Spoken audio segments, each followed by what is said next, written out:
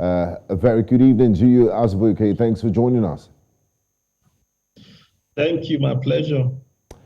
Now, Azubuike, Russia is at war with Ukraine, and we know that Ukraine is the fifth largest producer of wheat in the world. What does this portend for global agricultural commodity prices?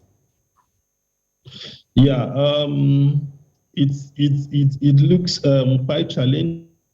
Not that that Ukraine is only one of the major food exporters. Russia too is also one of the major food exporters. So that means it is double jeopardy for the supply chain.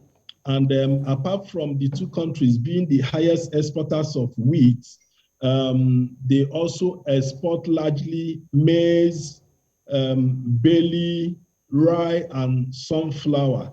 So there will be a major disruption of the food supply chain. Already, prices have already spiked already. There's already food price crisis because of climate change. Now, for Africa itself, is going to be a big challenge because North African countries like Egypt, Morocco, Algeria, Tunisia, they all depend on imports from Russia and Ukraine also to meet their wheat needs also. And even Nigeria also will be affected because as at 2020, our wheat imports was about $2.60 billion into Nigeria. In fact, Nigeria has a deficit of about 96.5% of its wheat production. So there is going to be a major disruption in terms of food security from Africa to the Middle East and to Asia, because even the Middle East is also faced with climate change issue. Currently, North Africa is faced with a kind of drought that they have never seen in the last 30 years, meaning that even the level of production they do has drastically reduced. So there will be a major disruption. In Nigeria, for instance, you notice that the prices of bread has gone up because of the importation of wheat, and this might likely also further spike it. Now, as we say, African countries imported agricultural products worth $6.9 billion from Russia and Ukraine in 2020. Now that both countries are up in arms, what happens to the food supply chain of African populations who daily depend on it? Like I was saying, it's going to be a big problem. And, there was the uprising in the past within Africa in terms of because of the cost of bread. Egypt alone, their bread consumption is also high. And Egypt is also the highest importer of wheat within Africa, and followed by Nigeria. Morocco is also high, and so also is Algeria and Tunisia. So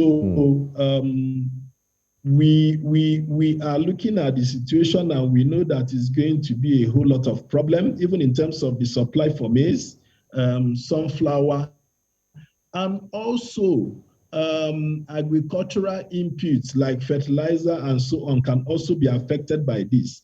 And even before now, before the war itself, Russia was already constraining its exports, reducing what it is exporting in terms of wheat, in order to stabilize its market and ensure that there is sufficient wheat for domestic local consumption.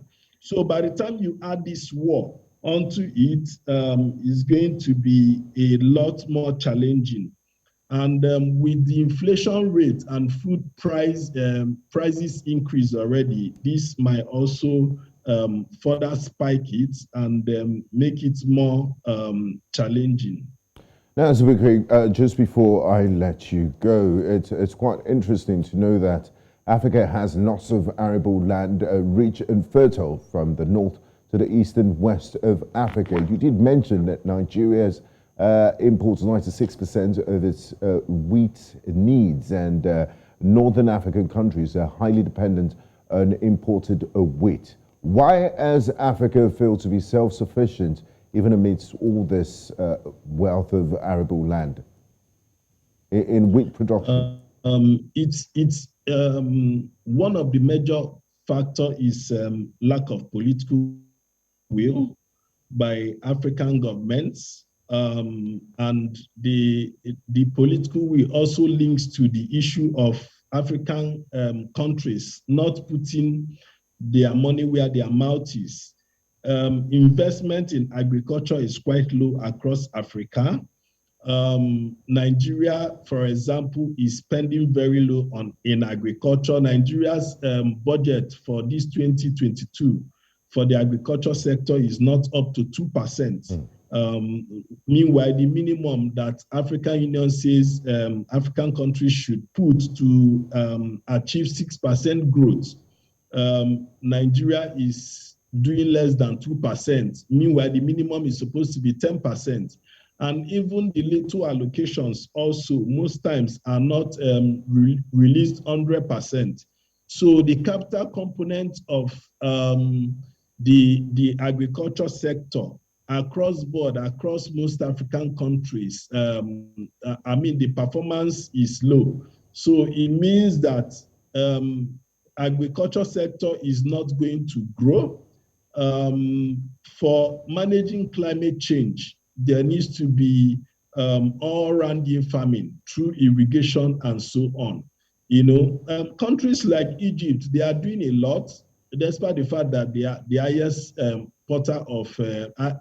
importer of wheat. They are doing a lot because their wheat importation is even is quite high, at times up to 12 million metric tons.